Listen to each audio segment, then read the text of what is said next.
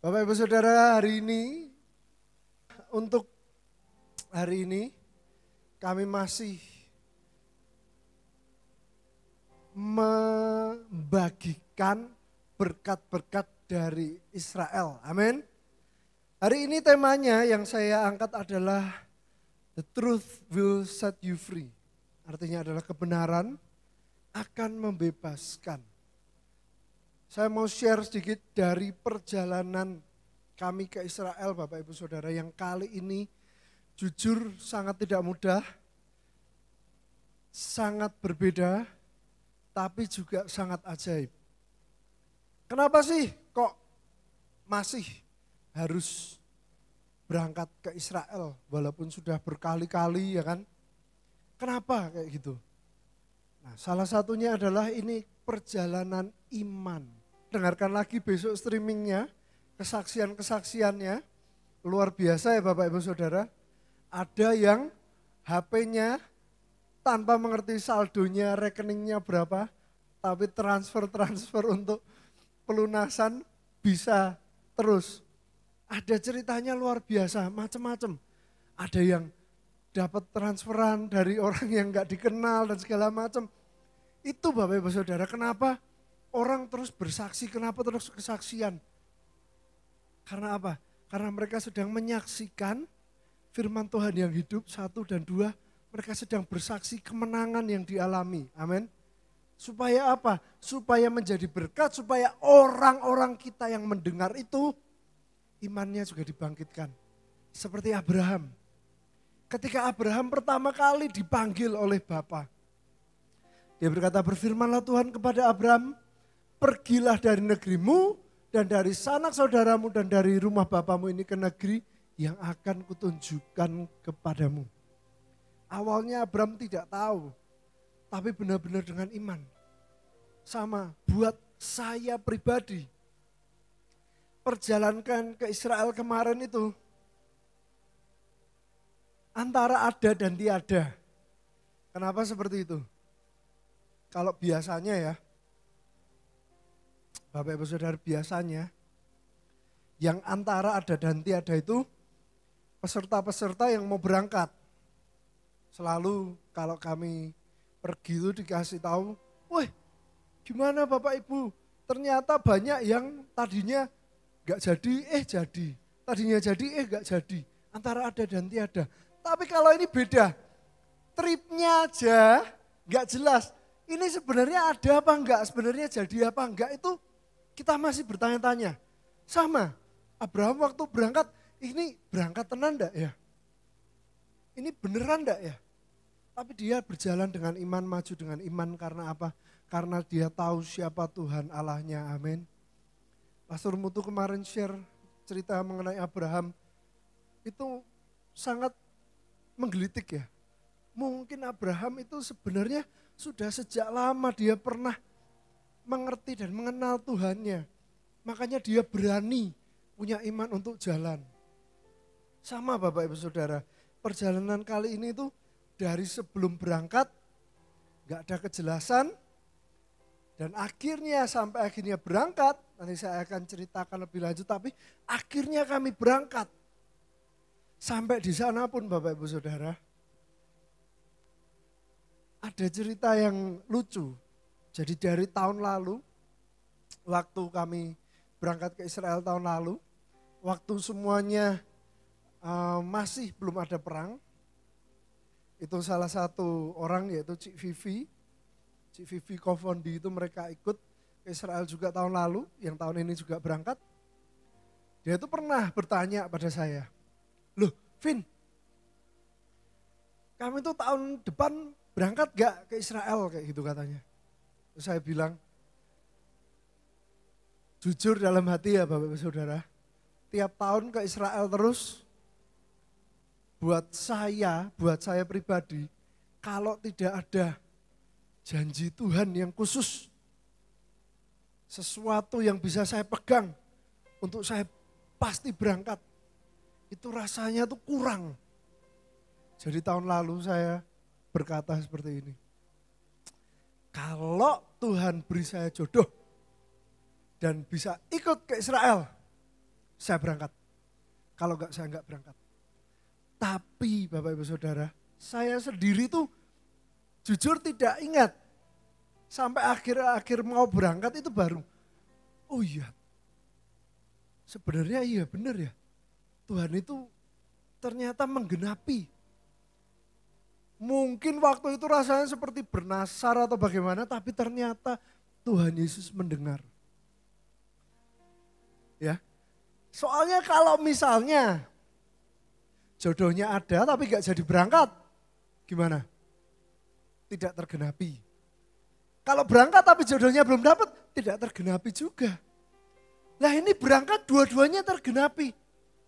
Jadi saya sangat yakin ada sesuatu yang luar biasa. Dan waktu berangkat Bapak Ibu Saudara, ternyata ada beberapa orang yang ketahan di imigrasi. Wah, saya sudah deg-degan. Karena apa? Karena waktu saya maju, orangnya saya maju sama Gaby. Orangnya bilang, are you guys together? Yes. Kalian bareng-bareng? Ya. Dicek. Oh oke. Terus dia nanya, loh, dia nunjuk ke Gaby.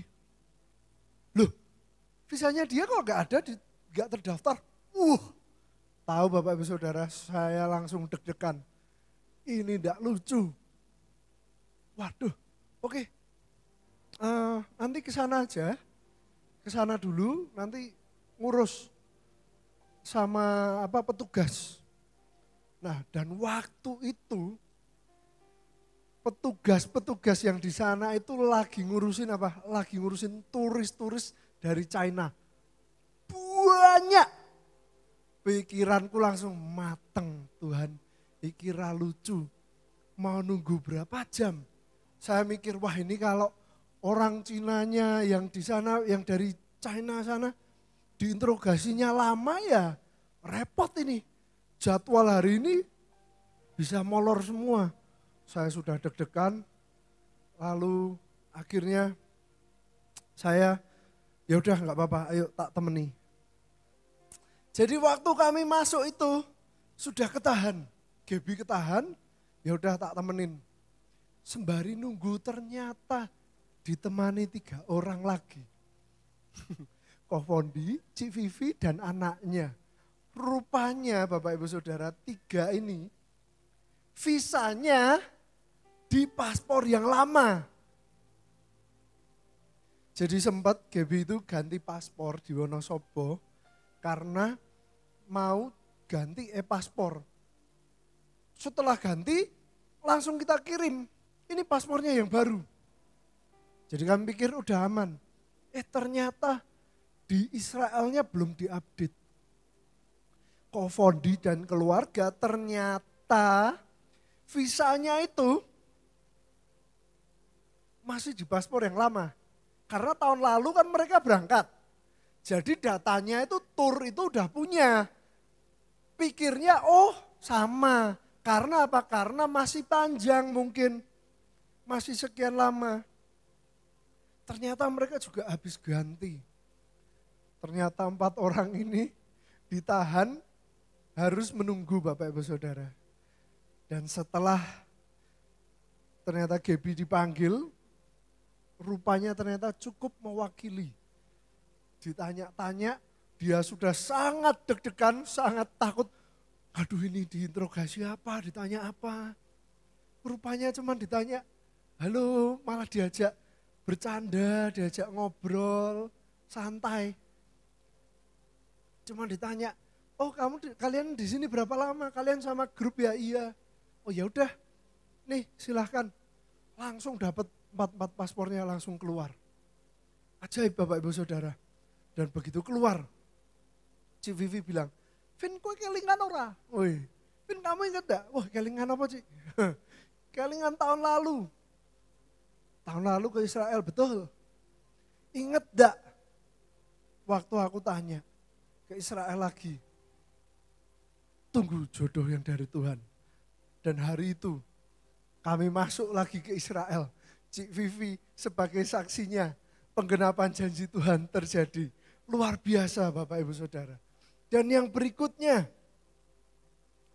kalau kita lihat trip kita kali ini adalah kita memberkati bangsa Israel. Kenapa seperti itu Bapak Ibu Saudara? Karena Abraham mendapat janji dari Tuhan. Kejadian 12 ayat yang ketiga, aku akan memberkati orang-orang yang memberkati engkau dan mengutuk orang-orang yang mengutuk engkau. Dan olehmu semua kaum di muka bumi akan mendapat berkat. Sejatinya apa? Sejatinya kita akan menjadi berkat bagi semua orang. Ini janji Tuhan. Abram sebelum menjadi Abraham, Tuhan sudah janjikan ini. Sampai Tuhan memberi jati diri, nama yang baru, identitas untuk Abraham sebagai bapak orang beriman. Jadi kita sama-sama mewarisi janjinya. Jadi ketika kita ke Israel, kita berdoa untuk Israel, otomatis ketika kita memberkati Israel, otomatis Bapak Ibu Saudara. Kenapa saya bilang otomatis? Karena janji Tuhan ini masih berlaku. Jadi kalau ada yang bilang perjanjian lama itu sudah tidak berlaku, kasihan Bapak Ibu Saudara, rugi. Karena apa? Karena janji-janji Tuhan dari perjanjian lama itu sangat nyata. Dan itu masih berlaku, masih terjadi sampai hari ini. Bapak Ibu Saudara, saya mau kesaksian. Waktu kami di Israel itu di bus dikasih waktu untuk beberapa orang untuk bersaksi. Dia cerita, saya tahun lalu waktu Ko Vincent ke Israel, saya kaget. Saya hanya melihat di story IG-nya. Dan dia bilang apa? Waktu saya lihat story-nya, saya cuma berdoa, Tuhan, saya percaya saya juga pergi ke sana. Satu kali saya ke Israel. Dia katakan itu dengan iman. Dan dia bersaksi bahwa akhirnya dia bisa ikut berangkat ke Israel, Bapak Ibu Saudara. Saya jadi teringat, baru minggu lalu Pastor Mutu bilang, kita ini belajar untuk mengasihi sesama, memberkati sesama. Jangan menggosipi sesama kita. Ingat tadi kanan kiri kita semuanya orang-orang beriman, berarti janjinya yang tadi, tolong janjinya yang tadi ini masih berlaku. Amin. Satu kali Gaby ini punya teman yang hobinya halan-halan. Tahu halan-halan Bapak Ibu? Keliling dunia. Keliling dunia hobinya. Jadi sama, story IG-nya itu banyak banget. Luar biasa. Kita bisa jalan-jalan virtual ya kan. Satu kali dia bilang, iki loh koncoku sangar lunga meneh gini. Tapi setelah dengar kesaksian, saya bilang, nah lain kali kalau kita lagi buka sosial media, lihat postingan orang, kita harus ganti. Sama, Tuhan, kalau engkau kehendaki, satu kali saya juga bisa pergi ke sana. Kalau engkau mau, saya satu kali bisa pergi ke sana. Amin Bapak Ibu Saudara. Karena itu tetap Bapak Ibu Saudara berlaku. Kenapa kok saya bilang berlaku? Apalagi untuk kita sesama orang beriman. Karena saya pribadi belakangan ini mengalami. Tahun lalu saya pernah saksikan di sini. Saya pernah yang namanya di komunitas, ada komunitas perlombaan ikan kayak gitu Bapak Ibu Saudara. Ternyata mereka itu juga mainnya politik. Jadi saya pernah diadu domba, dijatuhkan dan segala macam. Tapi saya lakukan apa yang benar. Oke, kalau memang diadu domba dan segala macam, saya mengajukan untuk minta maaf. Saya dengan rendah hati lakukan itu semua tanpa mikir apa-apa. Tapi kemarin, baru minggu lalu, saya itu ketemu sama teman saya. Dia itu lagi, dia dulu sama-sama penghobi ikan. Dia dari luar kota, saya datangi. Ngobrol-ngobrol, ternyata dia cerita Bapak Ibu Saudara. Kamu tahu enggak? Orang yang dulu sedemikian mencoba menjatuhkan kamu. Oh iya, kenapa? Dia kena masalah sangat besar, sekarang dia gantian. Dia dicari orang-orang se-Indonesia. Ada masalah terlilit, masalah besar. Sampai dia harus menjual asetnya apa segala macam. Terus aku bilang, oh iya? Dan aku gak mau tahu ceritanya seperti apa, bla bla bla seperti apa. Tapi aku cuma bilang seperti ini sama temanku. Karena dulu temanku ini salah satu yang sangat mencoba untuk membela aku. Aku cuma bilang gini, bro. Makanya tenang aja. Kalau kita benar, Tuhan itu pasti bela. Ya kan Bapak Ibu Saudara? Wong ayatnya sudah jelas. Tuhan pasti bela. Jadi sekali lagi Bapak Ibu Saudara, kami berangkat ke Israel. Kami berdoa untuk Israel, bukan cuma itu. Kami menyumbang untuk tentara-tentara di sana. Karena apa? Karena sekarang ini, Januari, Februari musim dingin. Dan bukan cuma musim dingin, di Israel itu musim hujan. Artinya apa? Orang-orang yang standby, tentara-tentara itu, jaketnya itu kalau basah, harus dijemur nunggu kering dan segala macam, mereka tuh kekurangan. Jadi ada satu pendeta yang mau, ayo mengajak, yuk kita supply, kita bantu mereka. Itu secara fisik. Tapi lebih dari itu kita berdoa untuk Israel. Secara roh kita berkati Israel. Dan percaya Bapak Ibu Saudara, berkat rohani juga kita terima. Pemulihan rohani kita terima, amin. Next, yang berikutnya. The truth shall set you free. Dalam bahasa Inggrisnya, then you will know the truth and the truth will set you free. Yohanes 8 ayat 32, dan kamu akan mengetahui kebenaran dan kebenaran itu akan memerdekakan kamu. Ini luar biasa Bapak Ibu Saudara. Contoh yang pertama tadi Abraham. Sebelum dia jadi Abraham, dia namanya Abram. Tapi setelah dia menjalani perjalanan iman, satu titik Tuhan bilang namamu adalah Abraham. Engkau adalah bapak orang beriman. Itu kebenaran. Itu truth. Janji Tuhan. Yang Tuhan ucapkan itu kebenaran. Engkau akan menjadi bapak orang beriman, keturunanmu akan sangat banyak. Itu semua kebenaran dan identitas yang Tuhan berikan.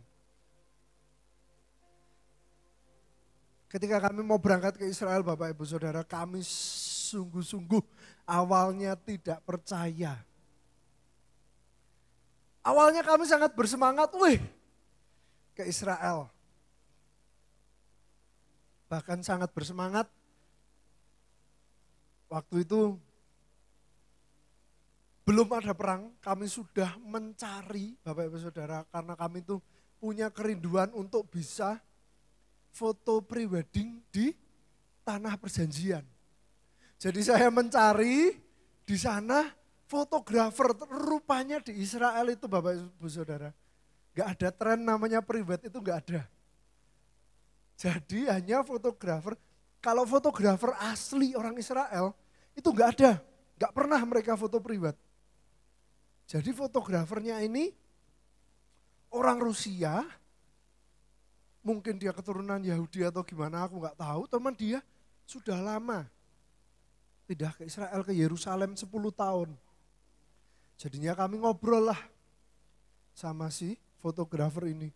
Oh saya sudah tanya, saya cari, saya minta videografer. Jauh-jauh hari kami sudah tanya. Tapi tiba-tiba terjadi perang.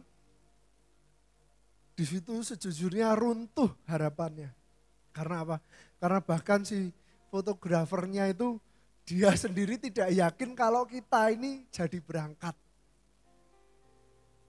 Dia sekian bulan bilang oke nanti saya kabarin, tapi dia sekian bulan enggak ngabarin. Karena dia sangat yakin ini orang dari Indonesia enggak mungkin berangkat. Apalagi beritanya seperti ini bla bla bla, dia sangat yakin tidak mungkin berangkat. Dan kami Bapak Ibu Saudara hampir sangat tidak yakin berangkat bulan Februari. Gak tahu kalau bulan lain atau di reschedule atau seperti apa, gak tahu. Tapi kami hampir yakin tidak akan berangkat. TL-nya cerita, aman kok Bapak sekarang. Kemarin kami baru berangkat dengan pendeta ini. Kelompok kecil kami mendoakan Israel, bla bla bla. Aman Bapak ini. Jujur pikiran kami sama. Ada yang bilang, itu kan TL, dia yang punya tur. Lah kalau pada nggak jadi berangkat, harus balikin uang. Nggak jadi cuan dia, kan cuannya dia besar. Wah langsung, kalau denger kayak gitu rasanya, oh iya bener juga. Dia cuma ngojok-ojokin yang penting berangkat. Dan lagi ketemu setelah itu, hamba Tuhan, Pak Bambang Nursena. Yang ternyata ya, dia habis dari sana.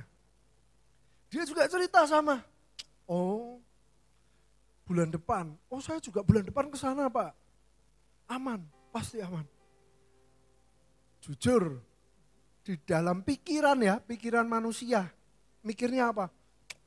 Iya, pendeta, aman-aman dengan iman jangan-jangan. Kalau sampai sana kenapa-napa gimana? Gitu kan. Ngomong aman itu antara menguatkan kita atau beneran aman waktu itu. Secara pikiran manusia kayak gitu. Masih takut, masih khawatir. Sampai akhirnya Papa bilang, loh Pak Bambang itu teman-temannya orang-orang gereja-gereja di Timur Tengah loh. Di Mesir dan sekitarnya, dia punya kenalan-kenalan gereja di sana. Makanya dia berani berangkat. Luar biasa, ternyata terkenal bukan hanya di Indonesia. Teman-temannya banyak di sana. Wah luar biasa. Di situ mulai bangkit. Karena apa? Mendengar kebenaran. Yang tadi sudah mendengar tapi hatinya belum menerima kebenaran. Yang kedua, akhirnya setelah ada info itu, ya udahlah coba kita tanya lagi si fotografernya. Akhirnya saya Bapak Ibu Saudara, dengan sejujurnya males ya, aduh ini sebenarnya fotografernya niat gak sih? Oh enggak ngubungin. Saya sudah hampir hilang harapan. Tak kontak Bapak Ibu Saudara. Dia respon awal pertama dia bilang apa? Dia bilang kayak gini, oh saya pikir kalian gak akan mungkin jadi berangkat. Dalam hatiku, lah ya podo. Tak pikir ya rasido. Mau perang. Ternyata dia juga kaget. Akhirnya ngobrol-ngobrol, oh ya udah oke. Karena yang lalu videografer yang sudah mau di booking itu dipanggil untuk wajib militer. harus pergi ke stasiunnya. Jadi dia bilang, nanti aku coba carikan penggantinya. Akhirnya sebelum terakhir aku bilang deal, aku bilang apa Bapak Ibu Saudara? Saya bilang gini, sorry tapi kita mau nanya, sebenarnya di sana itu kondisinya seperti apa? Tahu dia jawab apa? Dia jawab gini, saya juga bingung menceritakannya bagaimana. Loh iki piye? Kok malah bingung? Rupanya dia tahu media seperti apa, berita dunia seperti apa, dengan yang dia alami beda. Dia bilang sejujurnya sudah sangat lama sejak kami terakhir kali mendengarkan suara sirine. Dia bilang, artinya apa? Artinya ya kami sudah sangat jauh dari serangan itu. Perang itu tuh sangat jauh. Karena dia bilang kami sudah hidup normal. Everything is normal dia bilang. Wah, begitu dia ngomong kayak gitu. Langsung aku bilang, ini yang namanya truth. Ini yang namanya kebenaran. Itu langsung ketakutan kita hilang. Langsung oke, aku booking. Kami pasti berangkat. Oke, aku booking. Dan luar biasanya tak tanyain, gimana cara DP-nya? Dia bilang, ya udah nggak apa-apa, modal percaya aja, yang penting kamu datang. Dia bilang gitu. Ya udah, saya pasti berangkat. Tapi belum selesai. Pastor Dahlia, kami juga tanya, Pastor gimana kondisi di sana? Kondisi di kota-kota yang akan kita datangi semuanya sangat aman. Belum selesai lagi, si fotografernya ini. Dia bilang, jadi mau tanggal berapa? Karena dia kirimkan Bapak Ibu Saudara. Dia kirim apa? Bahwa di sana cuacanya hujan. Wah, tiap hari hujan terus. Dia bilang, kita kalau mau foto harus cari waktu yang gak hujan. Dia mikir, nanti aku carikan. Ya udah kamu bisa tanggal berapa aja, dia bilang gitu. Nanti aku carikan yang menurut forecast, menurut perkiraan cuaca itu gak hujan. Tapi Bapak Ibu Saudara, kita punya Tuhan yang ajaib, yang besar, amin. Satu hari sebelum kami jadwal foto, waktu itu kami puji Tuhan luar biasa, memang Tuhan atur segalanya indah. Jadwal foto itu pas berbarengan dengan grup itu pergi ke Qumran dan Dead Sea. Kami juga waktu ke sana mau foto di dekat Dead Sea. Ajaib, hari itu cerah. Pada hari sebelumnya hujan. Full hujan. Kami pergi ke Dome of the Rock, itu hujan full. Semua payungan, semua pakai jas hujan. Tapi hari kami diberi kesempatan, itu suasananya, cuacanya cerah. Dan lagi-lagi Tuhan menunjukkan janjinya. Karena apa? Karena kebenaran kita tangkap, kita terima. Dan itu jadi iman. Kebenaran-kebenaran ini dipelajari. Pertama, kita menerima, tapi seringkali kita, manusia kita, pikiran kita berpikir, wah enggak mungkin. Tapi ada prosesnya, step by step, step by step. Akhirnya kita menerima kebenaran itu dan bukan kita terima, tapi kita jadikan kehidupan. Karena dari itu kita dibebaskan, dimerdekakan dari ketakutan, kekhawatiran. Dan bahkan iman kita bangkit. Karena kebenaran itu kita pegang.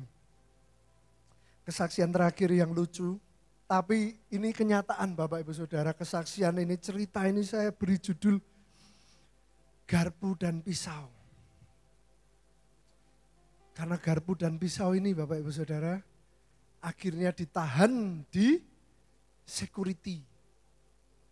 Tapi sebelum ditahan security, garpu dan pisau ini menjadi berkat.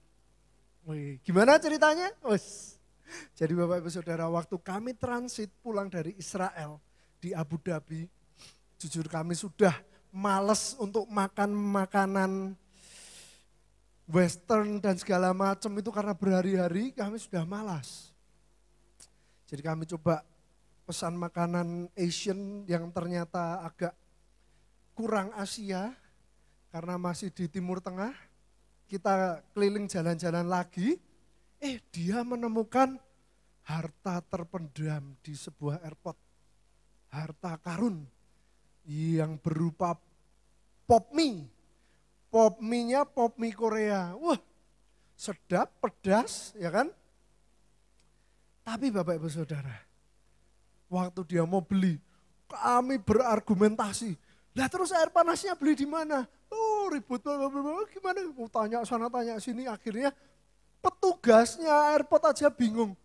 Hah, air panas cari di mana ya? Dia juga bingung. Lah kok piye? Tak tanya malah tanya balik. Ya kan? Akhirnya tak beranikan, ya udah yuk ikut aku. Kita ke kafe minta air panas. Ternyata dikasih. Puji Tuhan. Satu misi sudah selesai. Dari 3, 1 sudah selesai dapat air panas. Yang kedua membeli pop mie sudah. Misi yang ketiga muncul Bapak Ibu Saudara. Problematika. Pop mie Korea itu, kalau Bapak Ibu Saudara beli, mau pop mie Korea, pop mie Jepang. Kalau Jepang malah dapat sumpit biasanya. Kalau pop mie Korea itu tidak mendapatkan garpu. Gak kayak pop mie di Indonesia. Garpu plastik itu gak ada. Waduh, lah iki piye? Masa nunggu adem terus makan pakai tangan kan gak mungkin. Akhirnya kita tanya-tanya, Ko Fondi sama Cik Vivi bilang,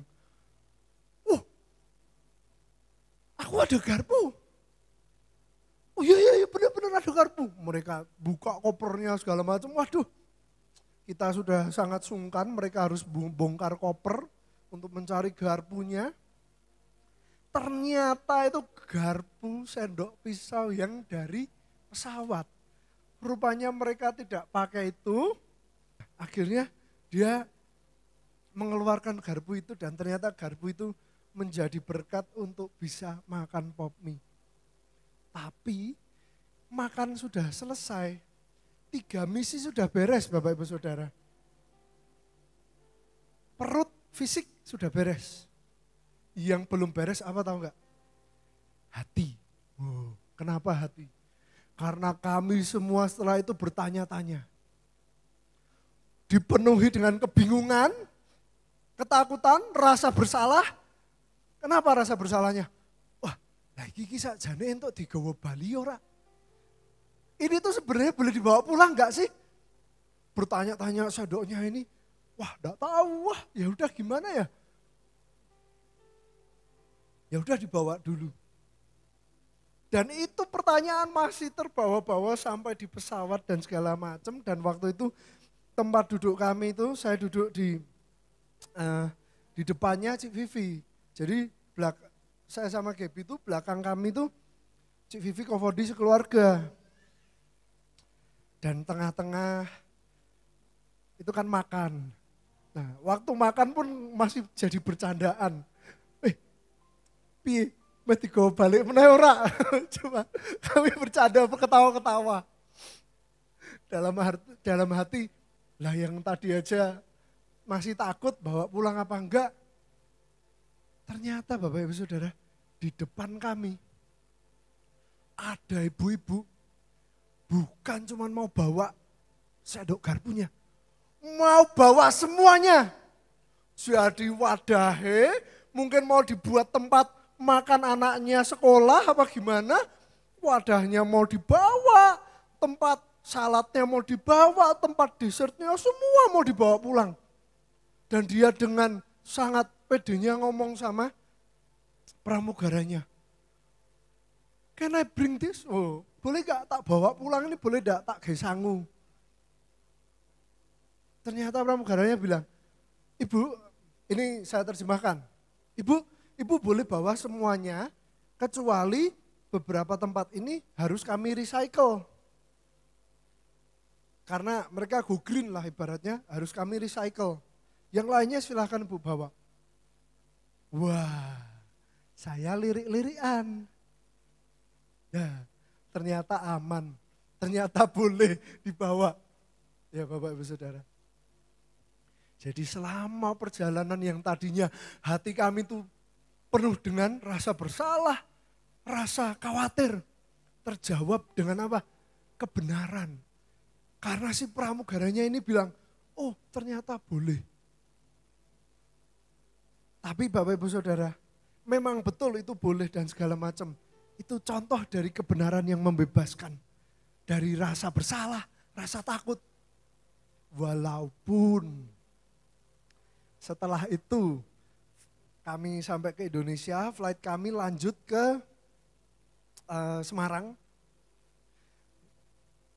Setelah itu ternyata waktu masuk security check itu garpunya dan pisaunya disita. Jadi hanya untuk Gaby makan pop mie. Itu identitas dari garpu itu. Tapi setelah itu saya baru berpikir, oh iya benar. Pantas orang-orang gak ada yang ngambil. Karena mereka kalau mau transit juga lewat security. Kalau mau pulang nanti juga dicek sama security. Makanya gak ada yang bawa garpu dan pisaunya. Yang kedua, oh iya tidak semua airlines memperbolehkan untuk garpu dan pisau ini dibawa. Dan kita harus tanya terlebih dahulu kayak gitu. Tapi yang jadi pesan di sini adalah apa? Ketika kita tahu kebenaran, itu kita rasanya bebas. Ya. Dari situ muncul peribahasa. Malu bertanya, sesat di mana? Sesat di hati. Karena apa? Karena gak nanya, di hati rasanya takut, rasanya khawatir, rasanya apakah ini boleh tertuduh, rasanya bersalah. Kayak gitu Bapak Ibu Saudara. Jadi kebenaran yang kita terima ini mengalahkan setiap kebohongan, ketakutan, kekhawatiran, apalagi you name it, sebutkan semua itu. Kalah sama yang namanya kebenaran. Amin Bapak Ibu Saudara. Kita bawa kemenangan, kita bawa kemerdekaan, kita terima setelah kita terima kebenaran. Kita dibebaskan, kita menang. Dan setelah itu, yang setelah itu kita bersaksi.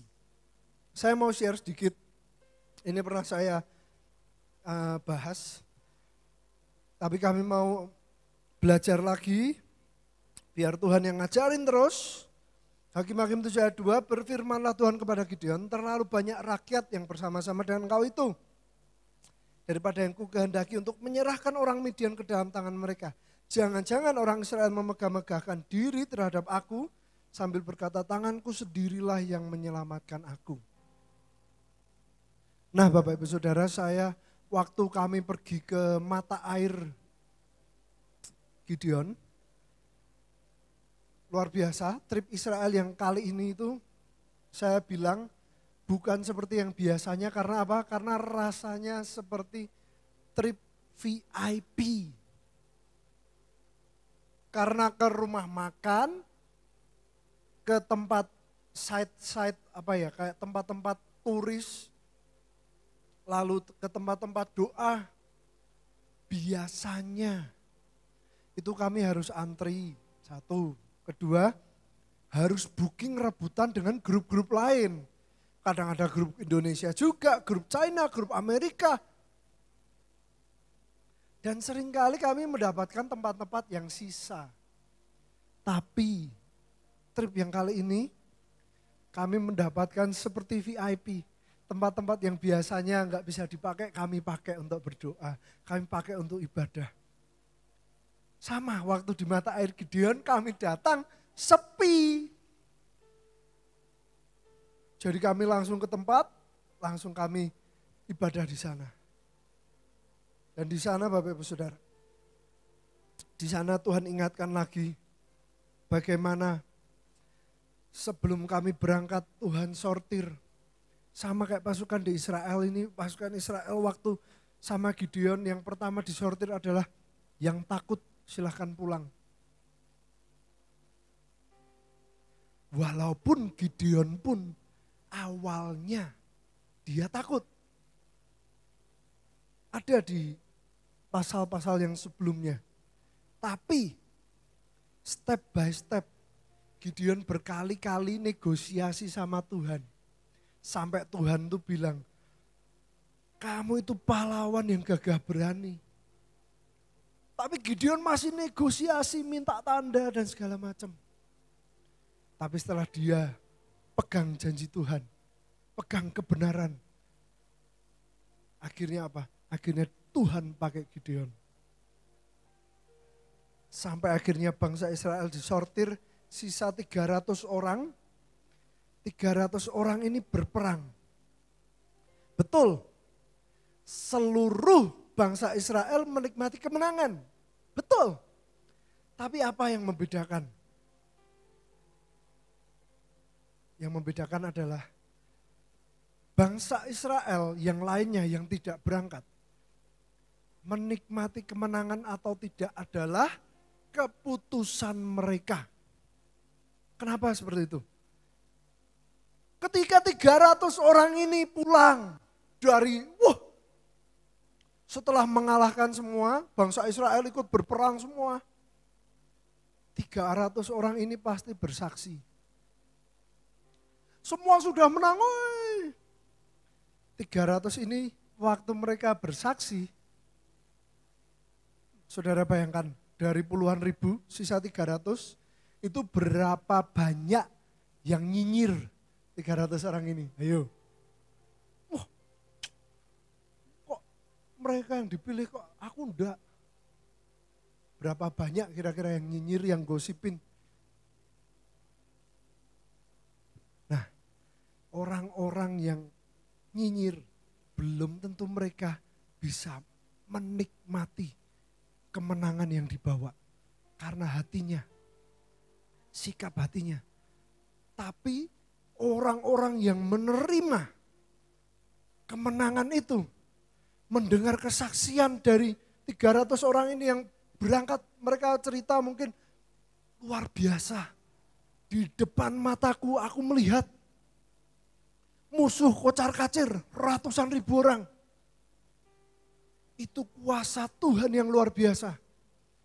Kalau mereka mau menangkap dan sikap hatinya benar, mereka mengalami, menikmati kemenangan bersama-sama. Sama Bapak Ibu Saudara. Walaupun sudah disortir, bukan sebuah masalah kalau Bapak Ibu Saudara tidak bisa berangkat tahun ini.